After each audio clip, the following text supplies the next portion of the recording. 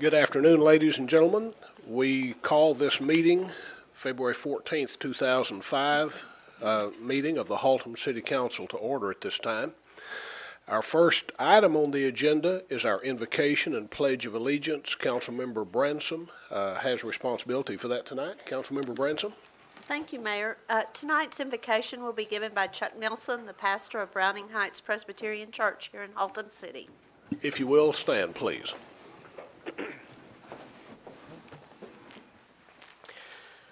Almighty God, we gather together tonight and begin the meeting by invoking your presence. We acknowledge your presence and we invoke our awareness of your presence into this meeting in these council chambers tonight. May we address each other with respect and courtesy, and may we conduct the affairs of this city's business in a forward manner. And may we know that you are here with us, and may our demeanor reflect our knowledge of your presence with us. We pray that we will come together in hope and in harmony, and that everything we do will be to your glory and to your hope. We pray for those families who are troubled in our city this evening. We ask that you might bless them in a very special way, that you might bless them with your presence, with your hope, and with your amazing presence of eternal life. Respecting all faiths, we end this prayer and conclude it in Jesus' name. Amen. Amen. Thank you, Pastor Nelson. Allegiance to the flag of the United States of America, to the republic for which it stands, one nation under God, indivisible, with liberty and justice for all.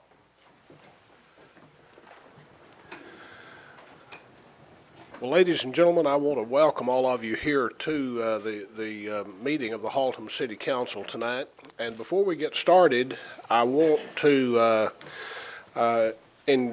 remind you that if you wish to speak regarding an item that is on the agenda, with the exception of the public hearings, you will need to fill out one of these yellow request cards. They are on the wall back out in the lobby area, and that also includes on the presentation regarding the water rate presentation report that will be given. So if you haven't already filled one of these out and you'd like to address the council, I would encourage you to fill that out at this time. And if you'll hand it to either Councilmember Sutton or Councilmember Bransom, they'll pass it on down to me. Okay, we'll move forward then with that presentation. Mr. Muir, you want to introduce this item for us, please? Thank you, Mayor. At the last council meeting, there was a request to have a presentation and discussion on either a flat water rate, something to do for the senior citizens or the disabled. What you have before you and what our finance director, Joel Welsh, is coming to the podium to do is to give a presentation of that report. Thank you, Mr. Muir. Good evening, Mayor, council members. I was requested by the city manager to pursue an analysis of the request of a citizen to weigh the relative merits of the creation of a water rate for seniors and disabled that would be a flat rate and would not cap usage.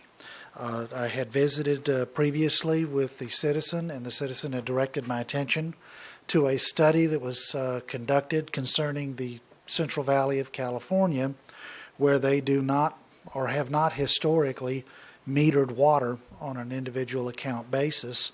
In the study of Central California, I found out that about 80% of the water usage there was for agricultural purposes, and that they had been studying the situation for a time because residential growth and commercial growth in the Central Valley had increased the share of residential and commercial usage markedly.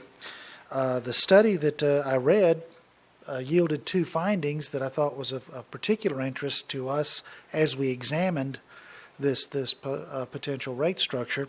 The first study was that it wasn't economically feasible for them at the time, absent any other activity, just based upon the facts that they'd seen. It wasn't economically feasible for them to install meters on a widespread basis in the city of Sacramento, which has a population in excess of 1 million and has very few meters within the city. The second finding was that in the test cases where they did install meters to gauge the effectiveness, the savings, and the relative cost of providing the meters for this consumption, that individual account consumption went down 20% on average. So therefore, customer utilization went down when you metered than when you just charged a flat rate for unlimited usage. And like I said, we found that to be very interesting in our analysis of this. In further research, we found out that the California Assembly had passed Assembly Bill 2572. And 2572 now mandates that all cities will meter usage on a per customer basis, and this measure is effective January 1st of 2005. And therefore, I kind of concluded the California part of the study by concluding that the state of California doesn't sanction this type of activity in the future, and doesn't currently either. I went next to the Texas State Code, and I have found that in reading a lot of the authoritative guidelines from the Texas Code, that the state of Texas adopted a position of water conservation some time ago.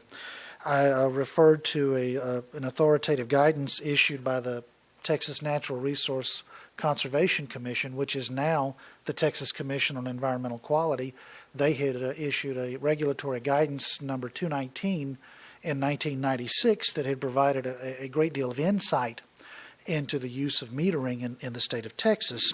They do promulgate rules for the use of meters, and in Rule 290.44D4, they state that each community public water system shall provide accurate metering devices at each service connection for the accumulation of water usage data. They also, to clarify one matter, when it says each community public water system, a community public water system was defined as or the system was defined as any system that had 60 or more year-round users. So that kind of fit us by definition. I also did some research into the Texas Water Code, trying to find out what the rules were governing, rate structures.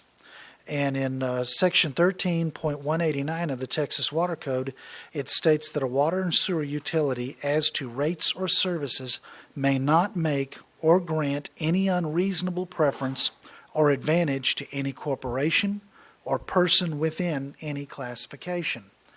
And I took that after I read it to be definitive guidance to us that a rate structure that would be a flat rate with unmetered usage would be a discriminatory act in relation to the other customers in a class and to the organization as a whole.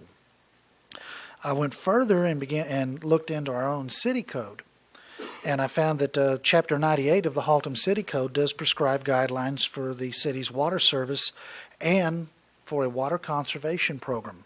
This is a joint effort between the Haltom City and Fort Worth Water, our water provider. And it does require that we in Section 98.451 install and have a planned replacement system for meters as part of our water conservation program. And of course, Section 98.48 of the code requires us to meter all customer accounts. And finally, Chapter 98 does mandate that we will adopt rates that encourage conservation. And a rate that does not limit conservation under a flat rate would be in direct violation of our required standards of Chapter 98. I thought that it would be appropriate to advise the council that, of the status of such types of rate systems in other cities in northeast Tarrant County, i.e. our neighboring cities. We consulted Bedford, Euless, Grapevine, Hearst, North Richland Hills, and Richland Hills, asking them if they had a substructure strictly developed for low income, seniors, disabled. And in our survey, we found out that Bedford has a break on the base rate for seniors. The base rate for a residential customer is normally $10.20, and they do provide a lower base rate of $9. In Watauga, they have a rate structure for senior citizens. None of the other cities polled had a rate structure specifically earmarked for senior citizens. While I was also studying, I had wanted to disclose that we did consider some of the factors that would be related to the development of a sub-rate structure within the residential class. And, of course, the fiscal impact of creating such a structure would depend upon whatever determination was made of the way the structure would be done, how the rates would look. And I would certainly recommend that for the fiscal health of the city, that if such a rate was actually considered and was actually adopted, that the residential rates would be adjusted for the effect of the fiscal impact of this new subclass within the residential structure. We do not, at this point, have any notion as to what the fiscal impact of this type of initiative would be, not only from the effect of the rates, but also a procedure or methodology for certifying people as being eligible to be treated with such a rate. So, at this point, I really don't have much to report to the council in terms of an impact or of such a proposition. I would mention something that was not in the report, and that is that in our bond ordinances, we do covenant to the people who buy our bonds that we are going to operate the system in such a way as to be, fiscally prudent and manage the system and meet all of our obligations, and that we will treat all of our customers fairly and equitably. Mr. Muir, I believe you have Yeah. Joel, when your staff surveyed these other cities, they only found a rate preference for seniors. They did not find one for low income or disabled. Is that accurate? That is correct, sir. Okay. There were, I think, 2 members on this council that were here a little over a year ago that previous council had discussed a similar process as far as trying to do something for seniors. And I'd expressed my desire at the time that if we were going to do something based on need, on a low-income need. And it was just to try to put the benefit where it really was needed. But for the staff to administrate that was very cumbersome. It was not going to be something that we would be able to do without significant investment based on that. Now, that's not to say we couldn't do anything for disabled or seniors, but just because most of the issues that I heard were mainly based on need, because of a lot of families that are out there that are struggling with it, that with their bills and whatnot, that they could benefit from that as well. But anyway, that's pretty much Joel's report. We'll take any questions that the council may have.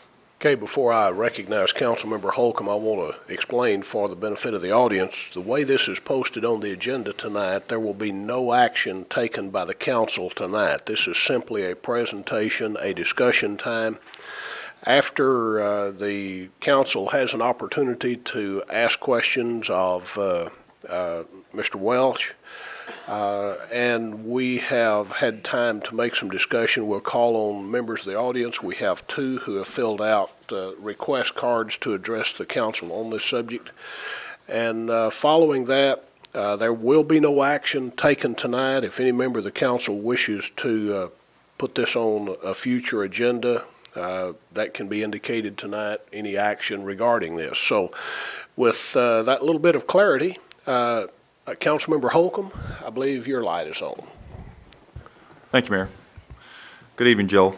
Good evening, sir. I noticed in your report here you'd talked about the creation of such a special rate. It would need to be offset by increases for residential customers. Does that fall into that discriminatory deal you touched on at the beginning, or would it be commercial customers also, or what? Can you explain that to me?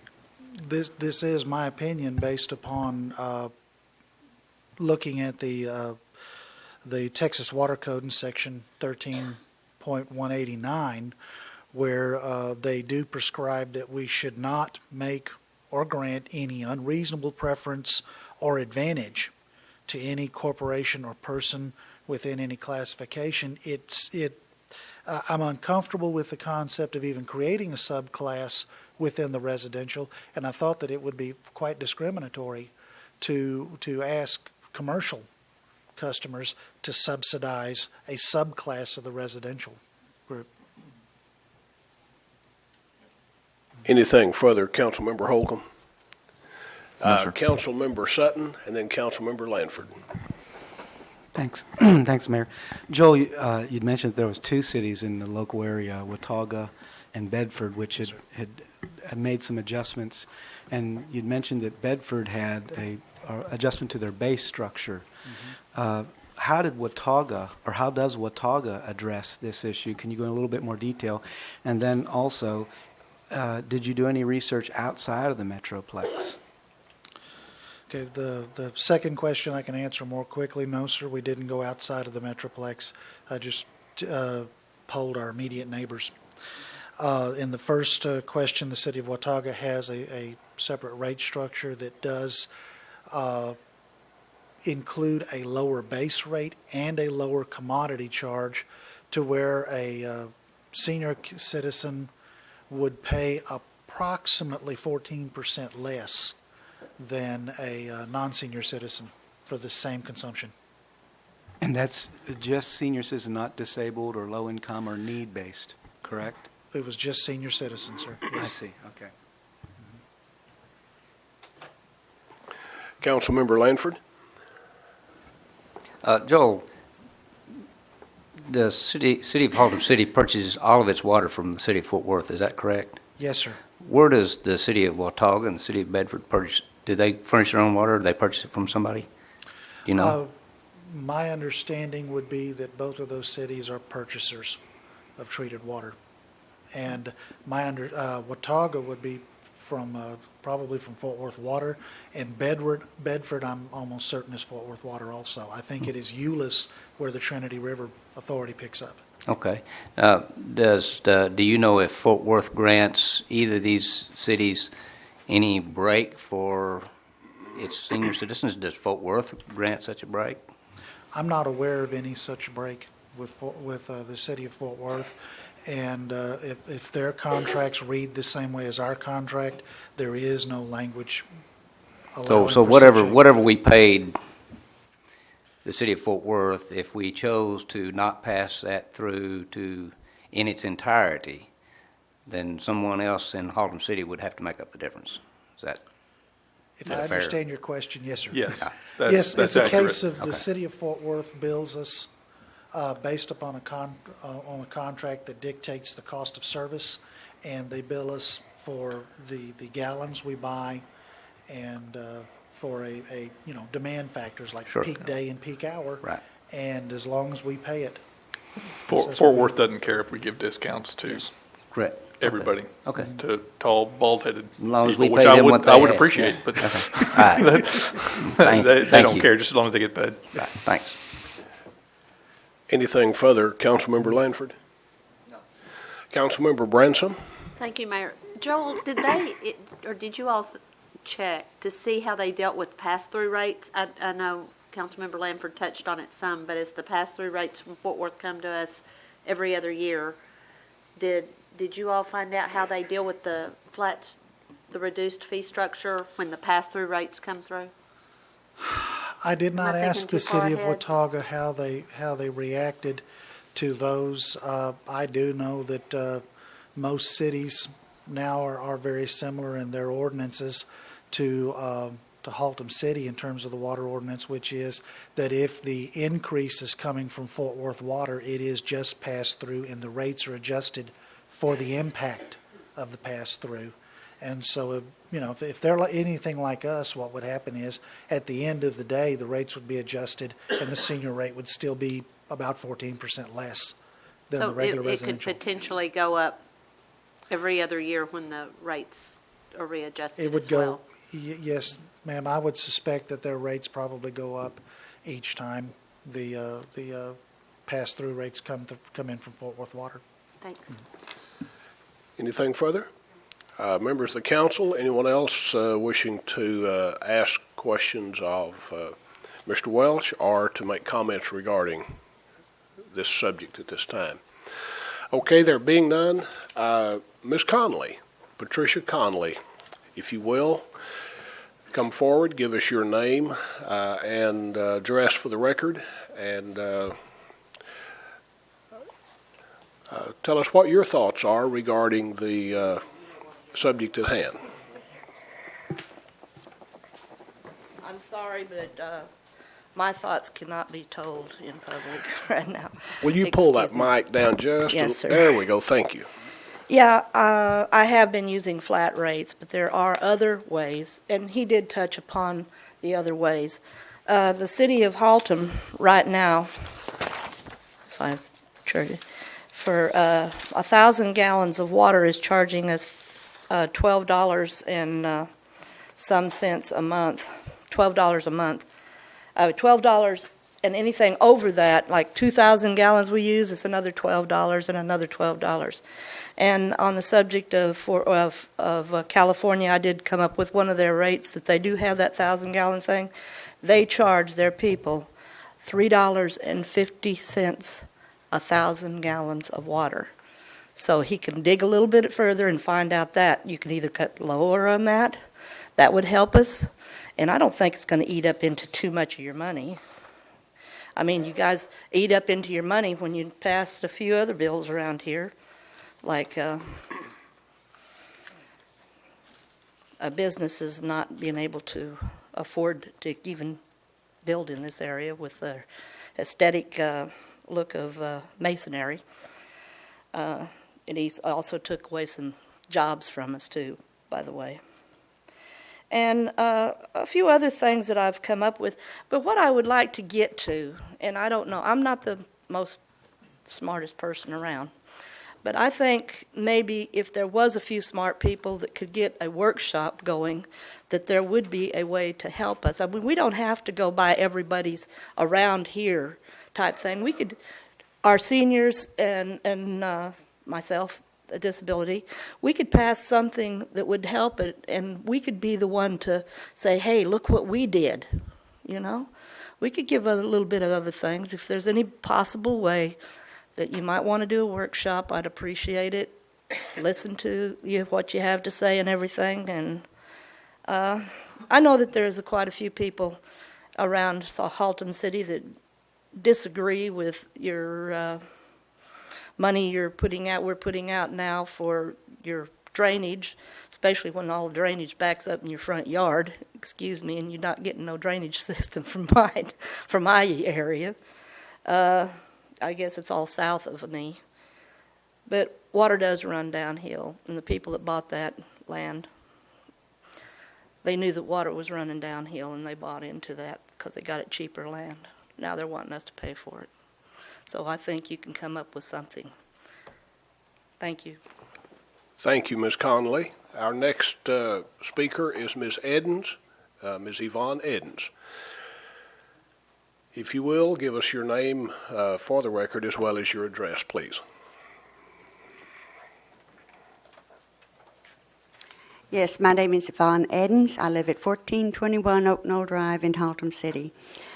I noticed where you were going to have this come up on the water rates tonight, and that someone had wanted a discounted rate of some type to reduce their water rates. I am against it. I am totally against it. I can name one reason. In Haltom City, we have a $50,000 homestead exemption. In Haltom City, we have a senior citizens exemption, tax freeze rather. Within the surrounding areas, only Haltom City and the City of Bedford offer a $50,000 homestead exemption. The highest one in the area is South Lake, and that's $75,000, and we're not South Lake. Every one of the other surrounding areas are much smaller. Within of the senior citizens out here, and you can tell I am very well one of them, the senior citizens of the United States and of Texas are growing. Their population is growing. And they're already given a projection. By 2008, our state's population of senior citizens is going to rise 12%. Basically, the oldest members of the baby boom, and I'm sure everybody in here knows what the baby boom is, all those babies born after the World War II boys came back home. They're going to reach 65 or older coming up shortly. And they're going to account for a good 10%, increasing in 10% between 2000 and 2010, and 18% by 2040. Okay, you take all those other senior citizens. We've got the $50,000 homestead exemption. We've got the $50,000 senior tax freeze. We're going to be having that addition. We're going to have to absorb that. I'm looking at this in a business aspect. I'm willing, and Lord only knows, I'll take any discount that anybody can give me, but when it's going to hurt my city, when it's going to hurt someone else to have to make up the difference, it is wrong. It's entirely wrong. Our federal government has made tax cuts, has recommended tax cuts. Our state has made or recommending tax cuts. We're faced with an educational budget that must be passed. There are unfunded mandates that are passed down from state, from national to state, from state down to municipalities, unfunded mandates. The revenue has to come from someplace. We're all live in the same community, and everyone should share and be willing to pay their responsibility and not ask for any more deductions. Sure, we could use it. I can use it. You can use it, even if you're not even if you're under 65. We all can use it. But let's don't abuse the privilege. Thank you. Thank you, Ms. Edens. No one else has filled out a request to address the council at this time, so I will move on to ask the council if you have any comments, any thoughts, as we move forward with this presentation. Councilmember Lanford. Thank you, Mayor. Yeah, just a couple of things I wanted to bring out. It was pointed out that in California it was like $3 or something per thousand. I've never been to Stockton, but I have been as far north as Bakersfield, and a little bit familiar with the terrain out there. And you know, they've got mountains out there with snow on top of it, and when it melts, it runs downhill. And there's a lot of snow and a lot of hills, and it all runs down. And it doesn't cost you very much to get water someplace in California, up in that area. Here, you may have noticed we don't have a lot of mountains, much less snow.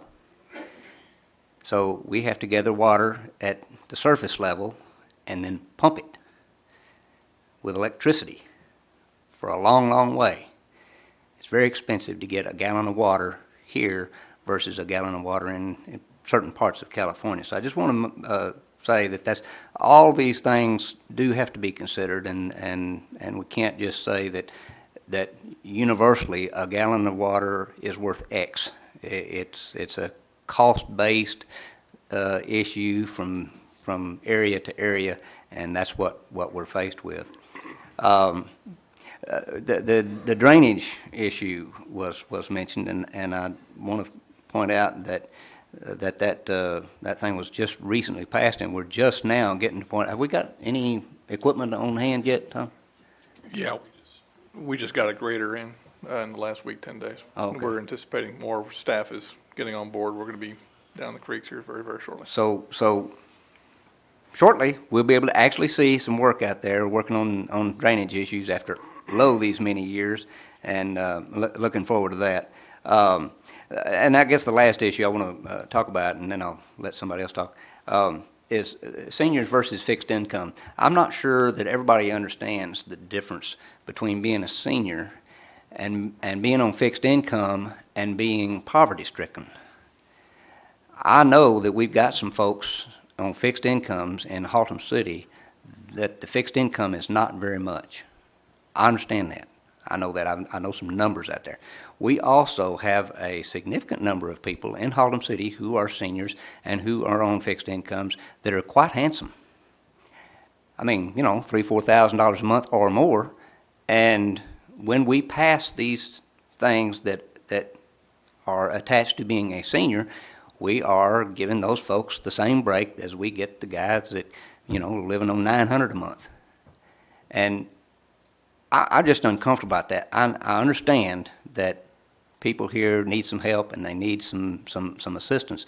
I just don't know that it can always come through this city and through the process of taxing other people more to make up for that difference. It puts us in a real bind, and especially when you think about the state, has allowed all cities, and the state as well, to own, well, I guess it's not the state, but just the cities. The cities get two forms. We get the sales tax and we get property tax. Neither one of those are associated with income levels. Neither one. And so, you know, we're sort of adrift here without any direction from the state to tax according to current income.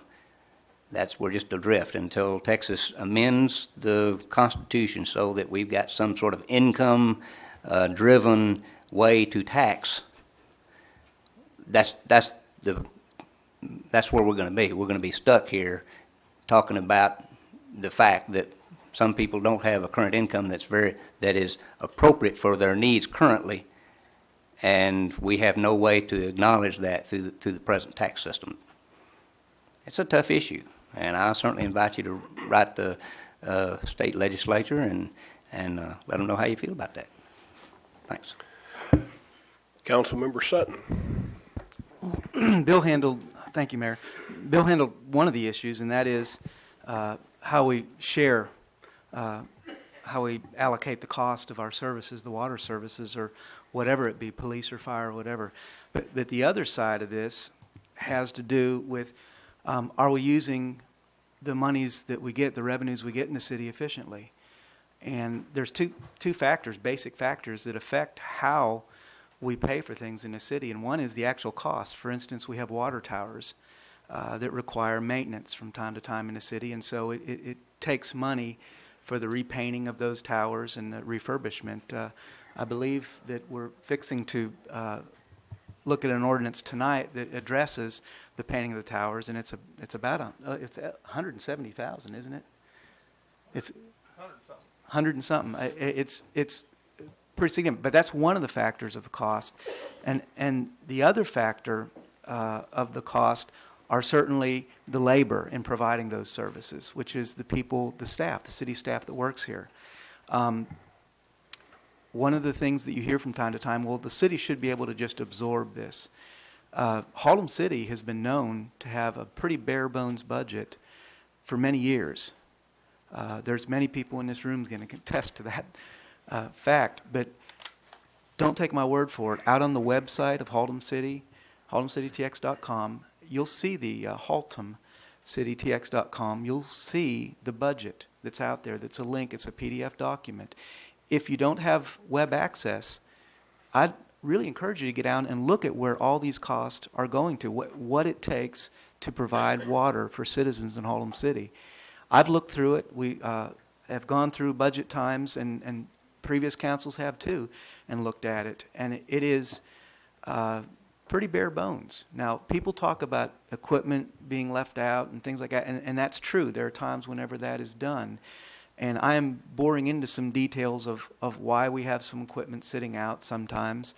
And the short answer of what I've gotten is that it actually is less money to do that than to contract out the services, because the contractor will do that and they'll absorb the cost through us.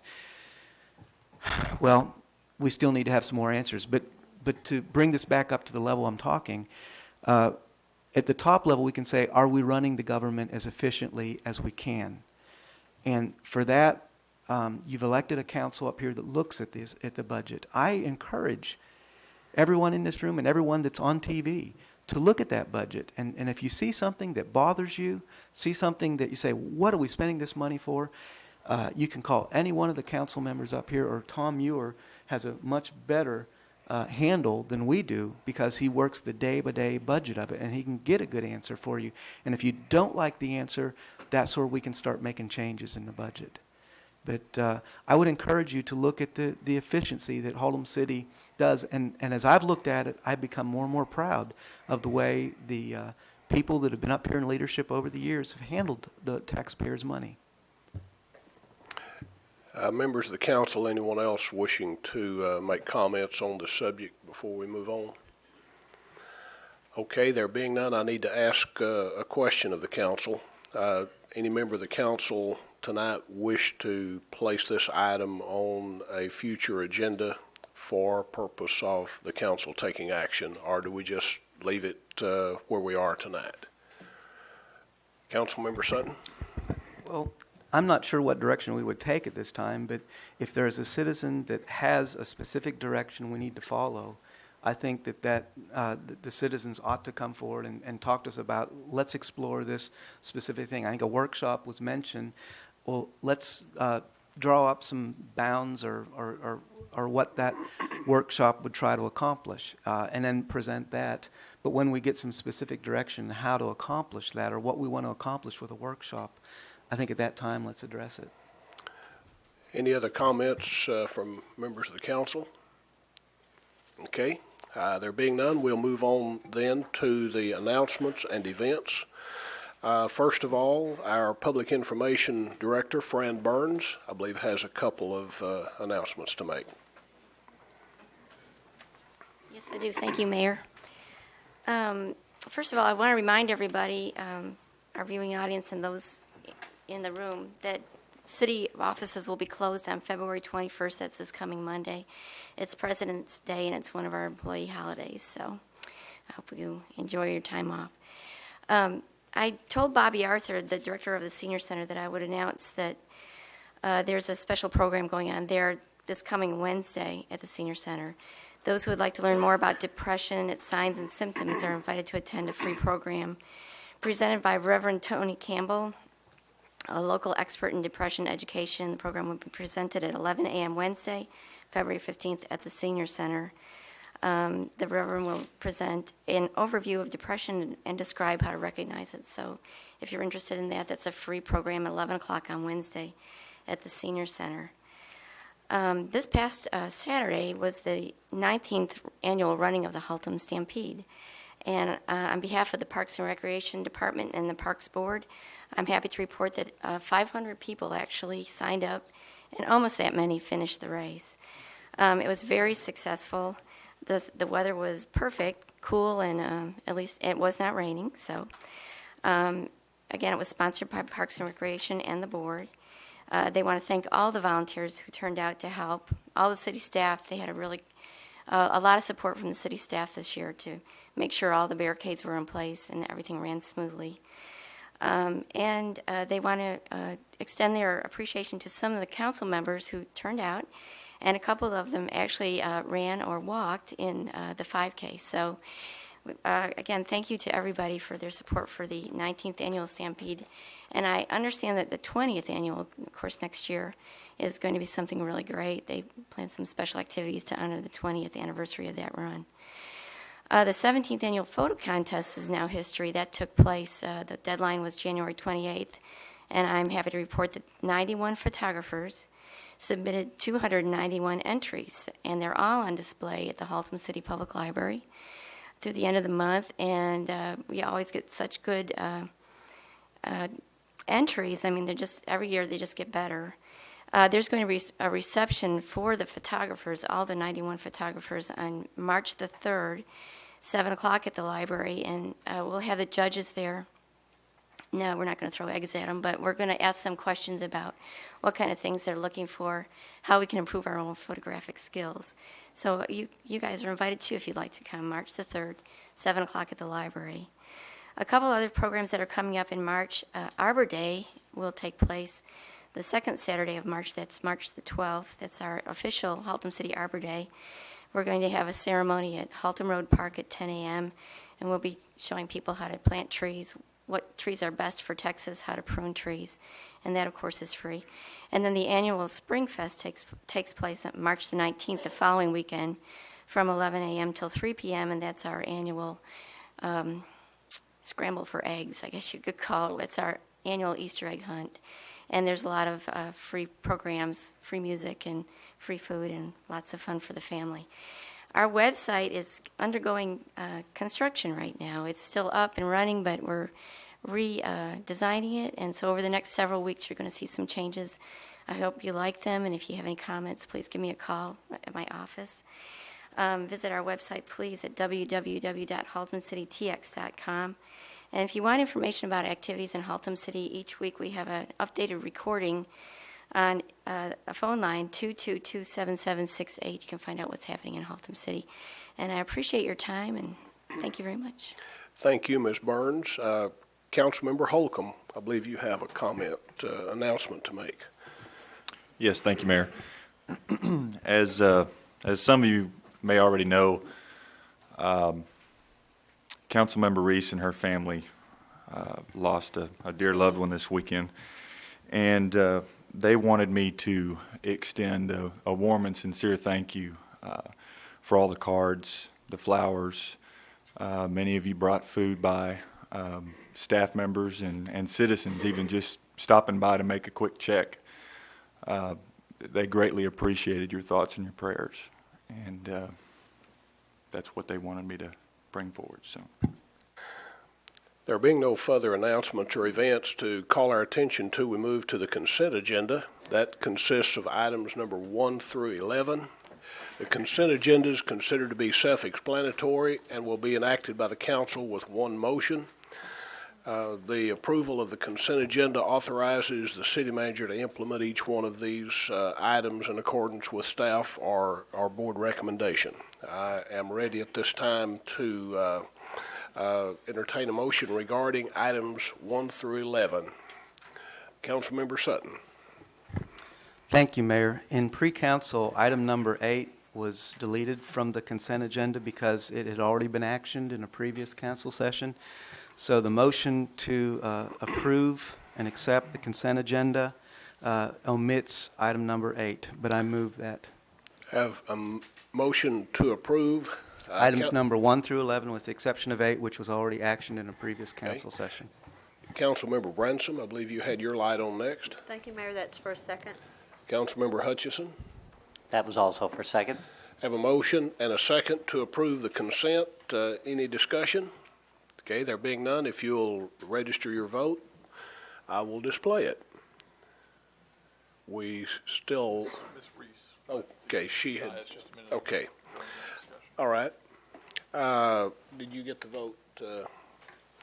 Okay, we move then to public hearings. Item number 12, the Community Development Block Grant. Mr. Muir, you want to introduce this item for us, please? Sure. As Mr. Fain's making his way up, Mr. Fain headed up the application process. This is our annual application to Tarrant County for the Community Development Block Grant. This is money distributed by the Housing and Urban Development Department from the federal government.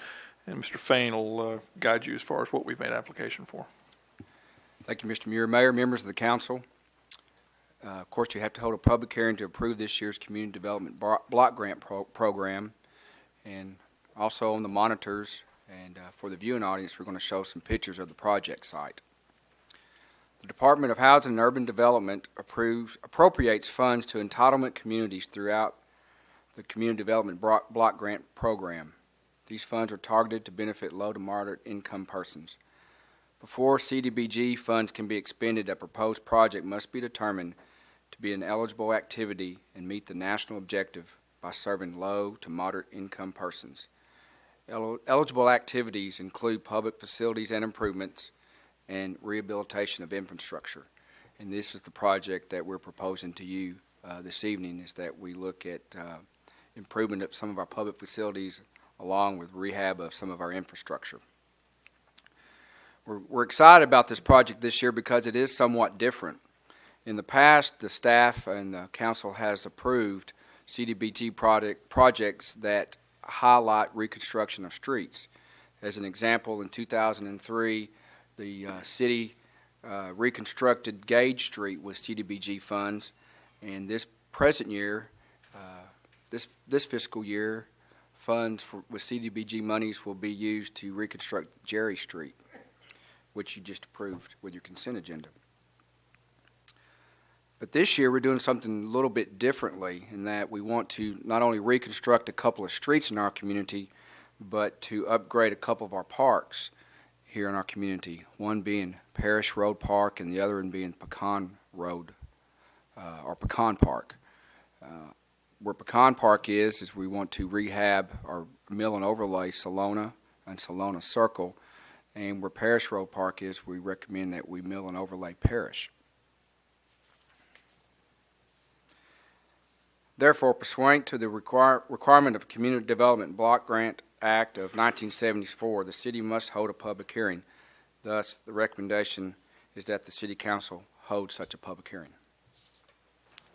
Mr. Muir, anything you want to add to this comment before I call on members of the council? I just wanted to reiterate how valuable this program has been to the city.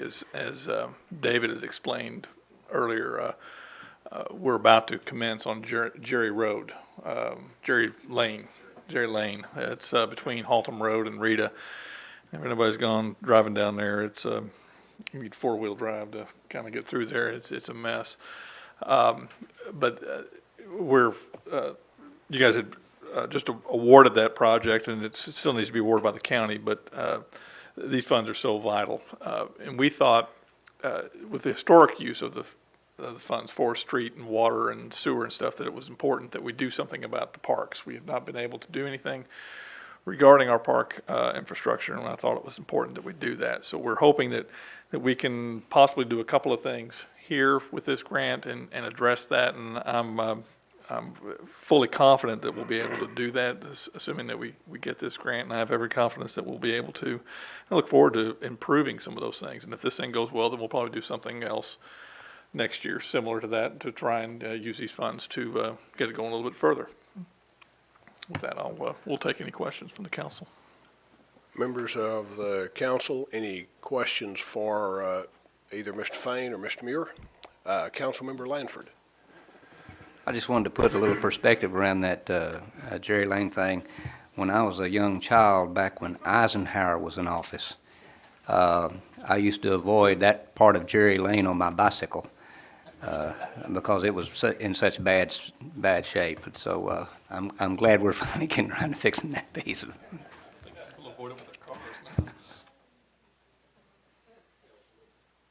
Councilmember Hutchison. Yes, Mr. Did Mr. Frank? Oh, there he is, right there. Okay. Hi, David. I certainly appreciate the necessity of the HUD funding. The $175,000 would defray a lot of the cost. However, I want to know too, if perchance, and I recognize that we have gotten it in the past, if we didn't get the HUD funding, would this still be a priority? Would this infrastructure maintenance and rebuilding and refurbishing still be a priority for the maintenance for our maintenance system? Of course, yes. Always the rehab of all of our streets are very vital and very important, and are a priority. And so we would continue to push forward and recognize, hopefully, some funds in next year's budget. We're fortunate enough to have the reconstruction fund that helps defray some of this cost. Now, as far as the park equipment, that may be a different issue because there's no monies available outside of their operating budget like it is for streets, where we have the street reconstruction fund. So there may be some issues we'd have to address if we wanted to look at doing some more park improvements if we did not get CDBG monies. Yeah, I think I was just wanted to reiterate the necessity of getting that $175,000, and we've gotten it in the past, and we've been very faithful and expedient in appropriating those funds in the correct places. I think this is a very worthwhile project. I think it's very expansive.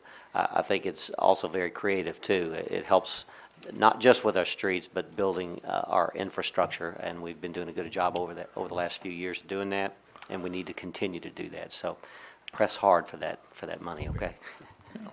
Mr. I just wanted to, and for the rest of the council, in the cover memo regarding this item, we've got some costs, estimated costs in there.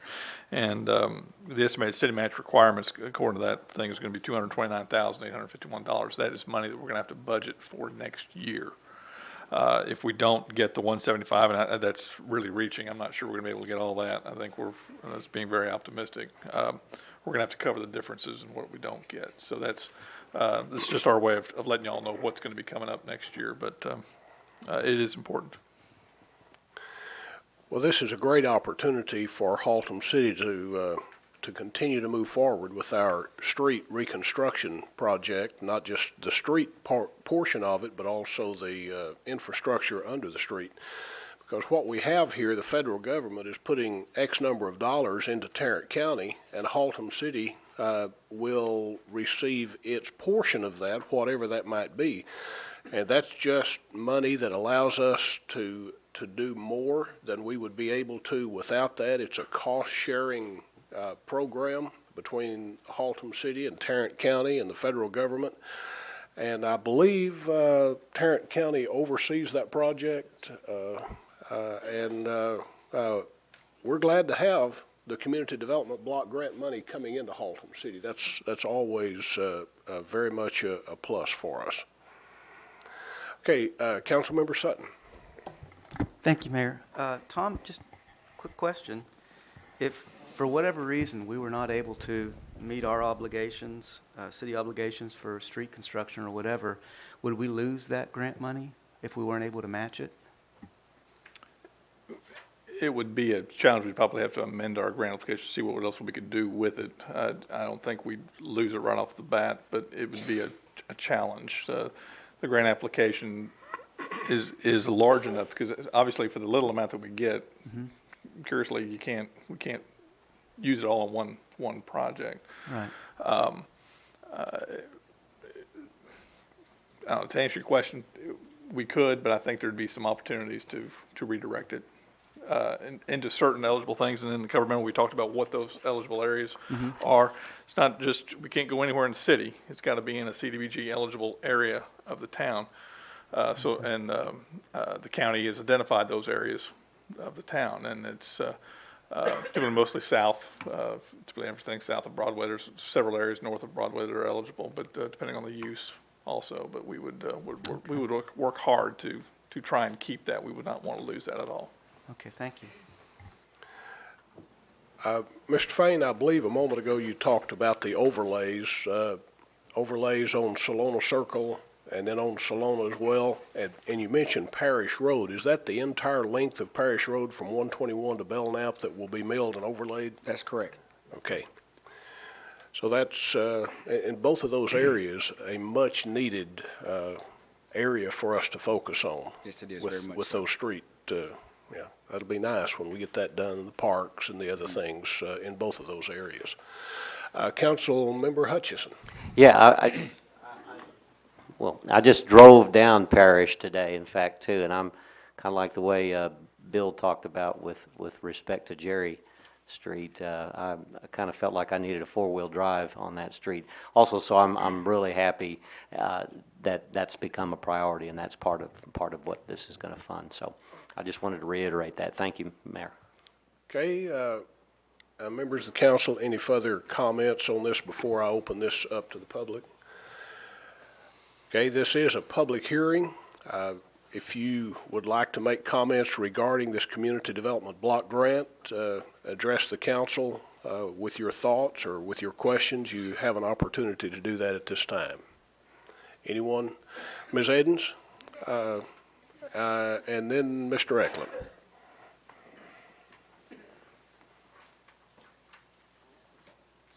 Hot diggity, Parish Road's going to get something done to it. Now, you don't realize you can walk down the road is getting smaller and smaller because The weeds are coming in, the stickers. You can't get out and walk with your dog without getting stickers in your britches. Ms. Edens, I'm sorry, Ms. Edens, we need you to give your name and address for the record, please. Oh, sorry. I'm Yvonne Edens, 1421 Oak Knoll Drive. Okay. Half a block off Parish Road. You don't know how much this is going to mean to a lot of senior citizens out there. We have a lot of moderate homeowners out there. We have our share of senior citizens out there. And a bunch of us are downright independent old Turks. And a bunch of them like to walk to the Senior Citizen Center. There's no sidewalks. But from Parish Road, if we can get something down there or we can get rid of the grass burrs, it's going to become a reality. When's this going to be ready? Thank you. Thank you. Thank you. Thank you. Ms. Edens, it'll, to answer your question, when's it going to be ready? I don't know. We're doing Jerry Road, we're awarding that now, so it'll probably be about a year before the design and all that stuff is finished. So it'll probably be under construction next spring. Mark it on my calendar. Okay. With now the park improvements, I'm anticipating to be done this fall, assuming we get the grant. The same park or another park? Parish Road, the neighborhood park there, right? Neighborhood park? Yes. Are you going to still stick up some more modern-looking equipment, or are you going to make it kind of homesy-looking equipment? Yes. That's beating down the Okay. Mr. Eklund, we need your name and address for the record, please. My name's Ray Eklund. I live at 2532 Oakwood Terrace. You know, it's hard to get up here before she gets up here. And it's tough to speak after Miss Edens. I want to let the council know that Miss Edens and I just coincidentally toured Parish Road and the entire neighborhood this past week and tried to inventory the historic homes in that area. And I can assure you that revitalization of the street will spark revitalization of the neighborhood. We've seen that experience before in Haltom City on my street, Oakwood Terrace, and other streets as well. So you're going to get a big bang for your buck after this is done. But the reason I got up was a question regarding the Salona part of the project. And if I'm not mistaken, last 2 weeks ago, we voted to have some drainage study engineering plans done for the tune of $37,000. And we're going to try to fix that flooding down there. I just would kind of like to remind the council and ask you, how are these going to go time-wise so we don't fix the street and then tear it back up and fix the flooding? So I want to make sure that doesn't happen. That's not going to happen. Okay. Thank you very much. Anyone else in the audience wishing to address the council regarding the Community Development Block Grant as has been presented? Okay, there being none, I'll close the public hearing at this time. Mr. Olson, do we need a motion regarding item number 12? Yes, sir. Okay, and that motion is to what? To approve the projects discussed. Okay. I am in line for a motion at this time regarding this. Councilmember Holcomb. Make a motion to approve item number 12 for the Community Development Block Grant. Okay, we have a motion. Councilmember Hutchison. That would be a second. Have a motion and a second. Any discussion? Okay, there being none, if you will register your vote, and it passes by unanimous vote of the council. We move now to item number 13, a conditional use permit. This is the first reading of an ordinance. Mr. Pliska, our planning director. Thank you, Mayor, members of the council, citizens of Haltom City. This is the second conditional use permit of 2005, and tonight we're consideration and action on a public hearing for a conditional use permit for Mr. Manuel Argel for tracks 2A and 2A1 of the William Norris survey, located on a through lot on the north side of Belknap Street and the south side of Bewley Street, which contains approximately 0.993 acres of land and is locally known as 5821 East Belknap Street. Again, the site is currently zoned C5 and does not allow for an auto paint and body shop, and that's why we're having the CUP at this time.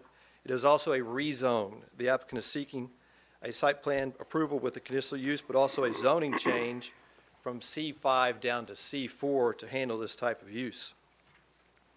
At the meeting on the January 25th, 2005 P&Z Commission, they voted unanimously to approve this conditional use permit and the zoning change request from C5 to C4 for this commercial district to the City Council. There are attached conditions requested by the P&Z, however. These were due to concerns expressed by the Birdville Independent School District, for there is an elementary school north of this particular site. I'd like to go over those conditions. The planning and zoning felt they needed to address these issues again due to the close proximity of this elementary school. Therefore, they requested that staff demand higher performance standards on the cleaning of the paint booth filters. Painting is an integral part of this type of CUP for auto paint and body shop. It must be done in an EPA-approved paint booth, which is part of the site and inside the facility. And it was determined that these EPA requirements of cleaning and changing the filters every 3 months would be acceptable. And we will check that through the certificate of occupancy process. Staff will request a report from these applicants. P&Z also requested additional landscaping, particularly on the Bewley side, which is adjacent to the elementary school. They did request that evergreen-like trees be planted. Therefore, at this time of the year, there wouldn't be any type of visibility due to deciduous type leaves falling and so forth. They addressed the compressor noise that could be affect the school, and that is to be in some form of insulation or a facility built around it. New fencing is to be required on both the Belknap and Bewley sides. There is a small building at the front of the property that needs to be removed. That is a temporary structure from the prior use. They asked for more lighting on Belknap Street and the lighting on Bewley to be shaded from the school property as well. Signs on the building were they were only going to allow one pole sign for the site as per the ordinance, and all other existing pole signs were to be removed. They're to retain a security system with the company on signage to make sure that the property will be properly monitored. Hours of operation were also limited. They were limited to from 8 a.m. to 6 p.m. Monday through Friday, and Saturday 9 a.m. to 4 p.m., and they would close the facility on Sundays. There would be absolutely no outside painting of vehicles or vehicle parts stored outside. That the building be repainted and that the facade of the building be enhanced with a brick stone up to 4 feet from the base of the structure. Again, these are performance standards that the Planning and Zoning Commission decided to address out of their concerns, not only for the location of this particular facility, but the type of facility located near a elementary school. Members of the council, any questions for Mr. Pliska regarding item number 13? Councilmember Lanford. James, in the process of the Planning and Zoning Commission looking at this project, there was a letter, was there not, from BISD expressing some concerns, and I think that was at least part of what drove some of the attachments to this project. That is correct. And we're going to get a lot of trees and some stuff that make it a nice appearance and nice buffer back there. I see that the Planning and Zoning Commission, we have a copy here of a letter that they sent to Dr. Burnett of BISD on January the 27th. And you said in pre-council that you had not gotten any word back from BISD. Could you, in the ensuing next couple of weeks, just to make sure, that you touch base with Dr. Burnett, make sure that his concerns have been assuaged? I'm real pleased, like you said. I agree with you. I think Planning and Zoning has done a wonderful job here, and I think the applicant has done a good job too. And this is the way the whole process ought to work. I just want to make sure that BISD is on board here. Thanks. That's a great idea. In fact, we will contact them between now and the second reading of the ordinance. And the Planning and Zoning Commission wanted to thank BISD for their interaction We received this based on our 200-foot notice, and of course, their property fell within 200 feet. And they wanted to make sure that the commission took the time relative to their concerns and then adjusted the performance standards of this facility to make sure that they would comply and become a good neighbor, particularly adjacent to this elementary school. Anything further? Councilmember Hutchison. Yes, Mr. Pliska. Could you explain that? I noticed the hours of operation are going to be from 8 to 6 on weekdays. Of course, that's the time when children are being dropped off at school too. And since it's right beside an elementary school, could you explain the traffic situation that's going to be around that facility also? And is Mr. Argel here? I would like to address him if I could. Yes, sir, he is. Okay. And they have, yes, sir, I'll be glad to. Okay. That, again, is a through lot and potentially does have traffic, would affect traffic on Bewley as well as Belknap. But I believe the way he's positioned his business and there'll be limited access onto Bewley. I don't think it'll interfere too much with the traffic. That's a very good point when they're dropping their kids off. Bewley is a one-way street in which they can go cut through the campus at that point and at that time. And I don't believe that his business will affect that portion of Bewley, the way he's got it structured. Most of his ingress and egress will be off of Belknap.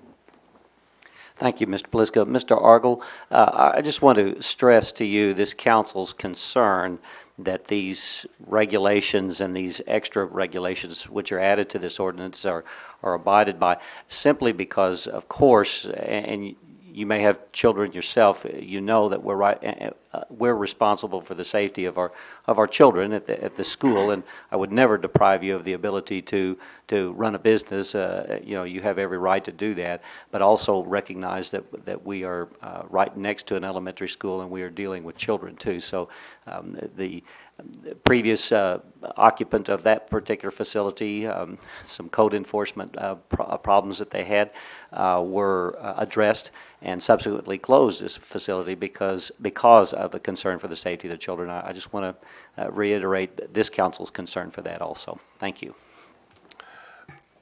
Members of the council, any further question for Mr. Pliska? Okay, there being none, I'll open the public hearing at this time. And the applicant, Mr. Argel, would you like to address the council at this time or just be available to answer questions if the council has any for you? Okay, do you have any questions for Mr. Argel?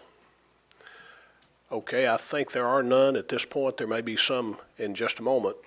Members of the audience, you have an opportunity at this time to address the council regarding questions you have, either in favor of or in opposition to this conditional use permit. Anyone wishing to address the council at this time? Okay, there being, yes.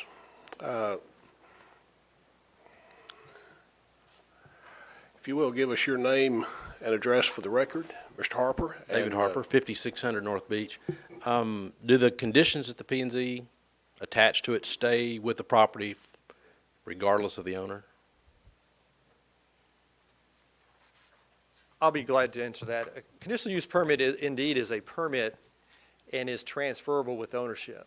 It is also, these conditions were also written into the ordinance for your approval tonight. So yes, they will be transferred with ownership.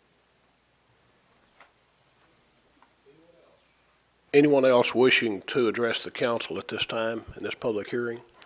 Okay, there being none, the public hearing is closed, and we move now to a motion regarding the wishes of the council on the first reading of this this request for conditional use permit. Councilmember Lanford. Move to approve ordinance number 0205-00815. Councilmember Hutchison. That would be a second. I will have a motion and a second to approve. Any discussion on the motion? Okay, there being none, if you'll register your vote. And that passes, Mr. Argel, by a unanimous vote of the council. Item number 14 is, and Mr. Muir, you want to talk about item number 14? Sure.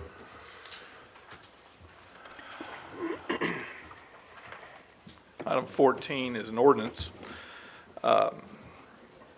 calling for the election for the reauthorization of a sales tax to maintain and repair city streets. And I'll let our Finance Director, Joel Welsh, brief the council on this item. Thank you, Mr. Muir.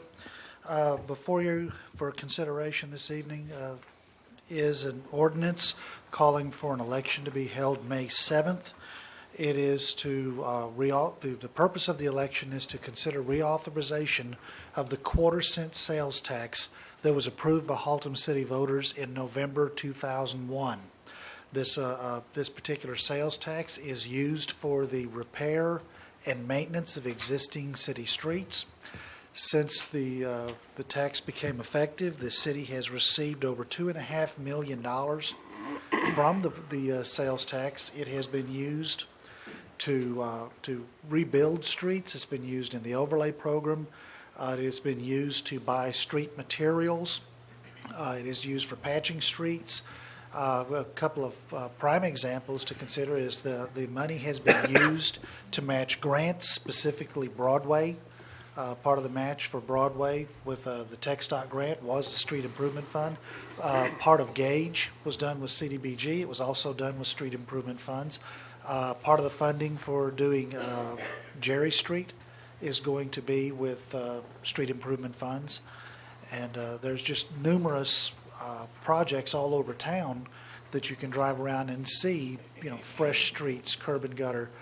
This is an integral part of the city's effort to revitalize the infrastructure, in that it is coupled with water and sewer bond funds, such that you can tear open the street, replace all of the utilities, and then rebuild the street, and the citizens have a new street and reliable utilities. It is an economic development tool, in that when you repair the infrastructure and you repair the streets, you change the personality of the neighborhood.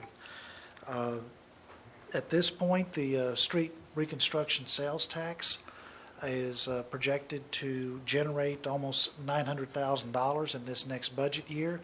It represents about 55% of the resources that are going to be expended for street repair and street maintenance in the next fiscal year.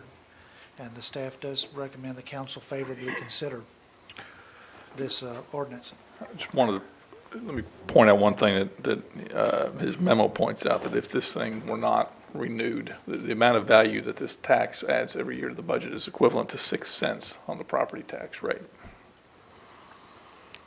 And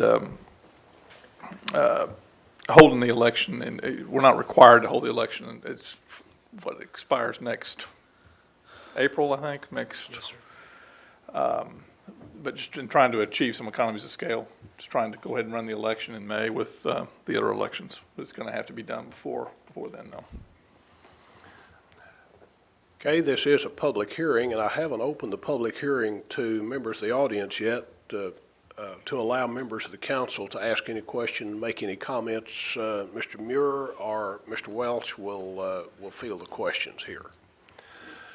Okay, there being none from the council, I'll open the public hearing at this time. Any member of the audience wishing to address the council to speak either for or against this ordinance to add this street provision to the general election coming up in May?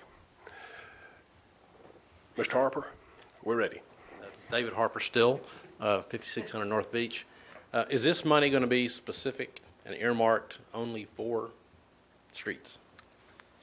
Just as we're using it now for the last 4 years. Okay. Yeah. Okay, yeah, all right. It can only be used for that. Okay. As much as we'd like to use it somewhere else. Okay, thanks. It can only be used for that.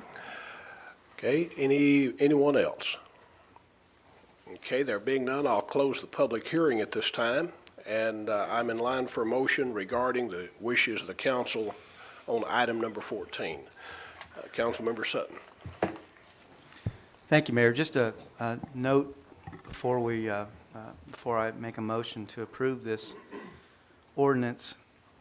I guess it gets down to if we feel like the pace of building streets, rebuilding streets in Haltom City is appropriate, or if it's too aggressive. At that point, we could maybe save the sales tax, back it down 1/4 cents, and see the level of street maintenance go down. I don't know.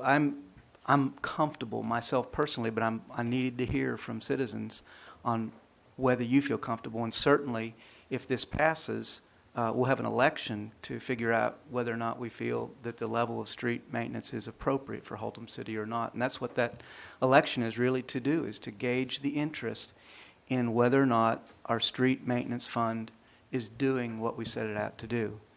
So, and I see that this is generating some comments, which is good. We're going to have some discussion about that. We're, as council people and as a city, we're going to have some legal obligations whenever this passes that constrain us in how we talk about this. And it will really be in the citizens' court, the owners of the city, to decide whether or not the level of street maintenance is appropriate for Haltom City by having this quarter-cent sales tax.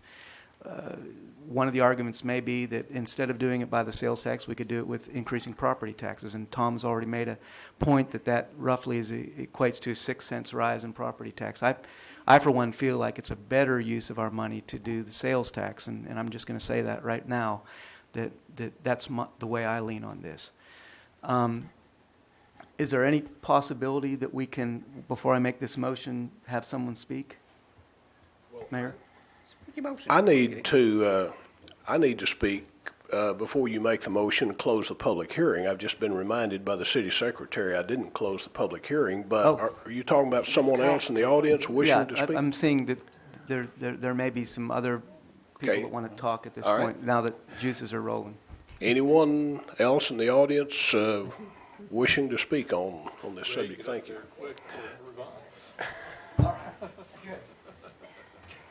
Hurry, Mr. Eklund. She's coming up here. I'm trying to beat her up here, yes. Ray Eklund, 2532 Oakwood Terrace. Since you asked, Councilman Sutton, the pace cannot go fast enough to make me happy, okay? So just keep that in mind as we move forward. I would like to remind the council and anybody else that cares, there's also a sales tax addendum related to economic development that we passed, if I'm not mistaken, 4 years ago or so. And part of that was designed to help our streets. And 4 years ago, we also passed a bond issue specifically to help our streets. So the citizens are telling the leadership that we want the streets fixed and that we will pay the fees that are needed and that we want our water problems fixed. And these are very high priorities to us. So I think you've heard these things from the citizens at large in the elections in the recent past. So this would be appropriate, again, to put onto the sales tax, and I would like to encourage you to do such. But keep in mind that the EDC money was also designed to do some of that as well as some other items that were on the list. So I'd like to visit with you about that sometime in the future. Thank you. Yes, ma'am. Ms. Edens, before you start speaking, I think the city manager, did you have something you wanted to say? No. Well, if you don't, let me ask you a question so you will have regarding something Mr. Eklund said. How much each year, this past year, did the city of Haltom City spend on street reconstruction, milling, that type thing? Do you have that on the tip of your tongue?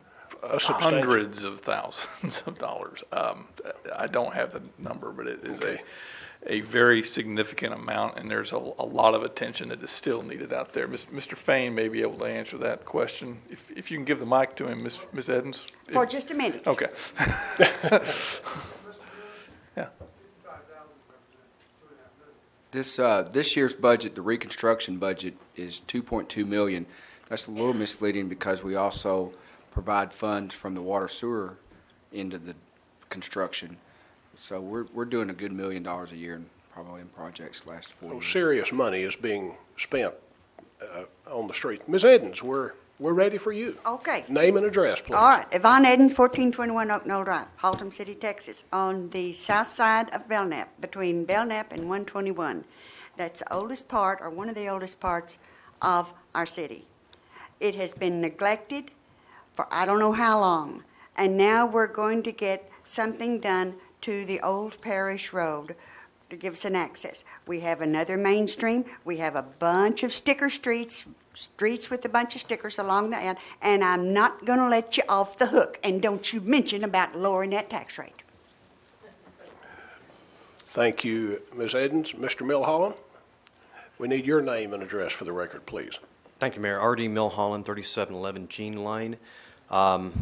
I think congratulations are in order to city staff and to Mr. Fain's department for what they've been doing in terms of improving the streets here in Haltom City.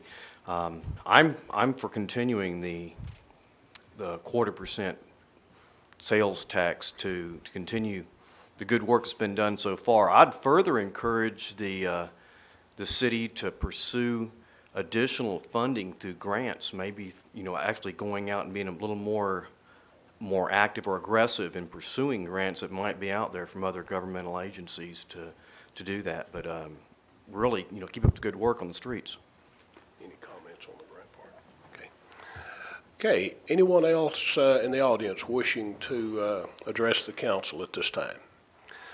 We have the lights of Councilmember Hutchison, Lanford, and Bransom turned on in that order. So are you ready? I think Councilmember Sutton is going to make the motion. I'd recognized him earlier, but you probably have some comments or something. No, I was just going to follow Mr. Sutton's motion with a second, but he hasn't made it yet, so I can't second what he hasn't first. Councilmember Lanford. Thank you, Mayor. It occurred to me when Mr. Sutton was talking about the pace of repair that, as young as he is, he may not remember Eisenhower. That was in the 1950s, Jim. That's how long that I know that portion of Jerry Lane has been out of whack. So, I was around, but probably not very cognizant. I just wanted to clarify that. Okay, we got that clarified. Councilmember Bransom. Thank you. I just want to make sure that the individuals that spoke in the audience realize that this is to be on the ballot to be voted on by the citizens. It seemed like some of what I was hearing was they were expecting the council to make the decision to keep the sales tax, and if someone else picked up on that, I want to be sure they know this is going to be an election that the citizens vote on to keep the sales tax. It's not a council decision except for our individual votes at the voting booth. Thank you for that point of clarity. Any other comments? Okay, I now close, if I haven't already, the public hearing. If I've already closed it, well, I just did again. Councilmember Sutton, we're ready for the motion. Thank you, Mayor. I move to approve ordinance number O-2005-008-03. Motion to approve, and Councilmember Hutchison, I believe you. That would be a second. Okay, have a motion and a second to approve. Any discussion? Okay, there being none, if you'll register your vote. And that passes by unanimous vote. We move now to the Visitor Citizens Forum. This time is set aside for any person having business before the council that is not scheduled on the agenda to have an opportunity to speak to the council. Speakers request cards that are submitted prior to the start of the meeting. Those speakers will be granted 6 minutes. Those who submit speakers request cards after the start of the meeting will be granted 3 minutes. All comments must be directed toward the presiding officer rather than an individual council member or staff, and each member must limit his or her comments to the subject matter listed on the speaker's request form and must refrain from personal attacks against any individual. Council cannot discuss or debate any issue brought forth at this time, nor can any formal action be taken, as it is not a posted agenda item in accordance with the open meetings law. Do we have I do not have any speaker forms. Okay. Yes, sir, Mr. Watkins.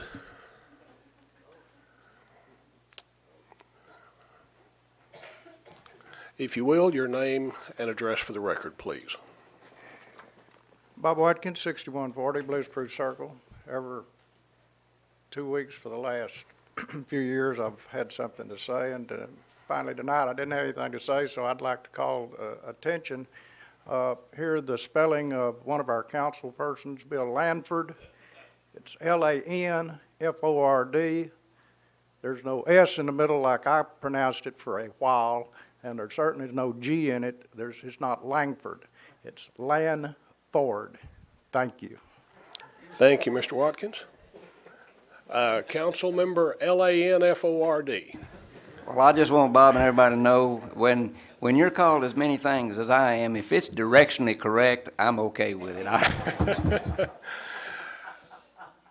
Okay, there being no further wishes to address the council at this time, we move to the item number 15. Are there any resignations of board members? Okay, there being none, any appointments or reappointments? There being none, there's no excused absence of council members.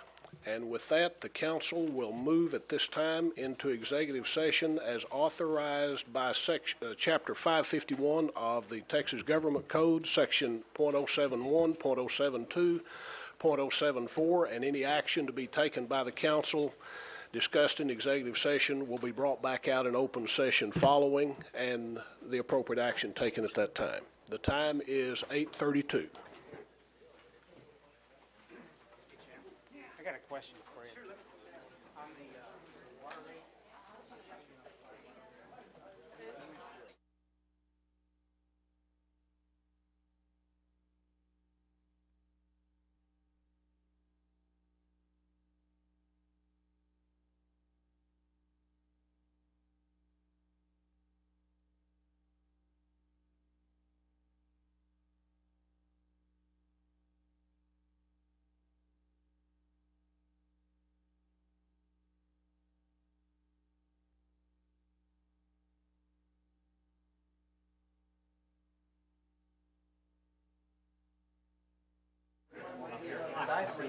I'm putting words in your mouth. Hopefully I'm not.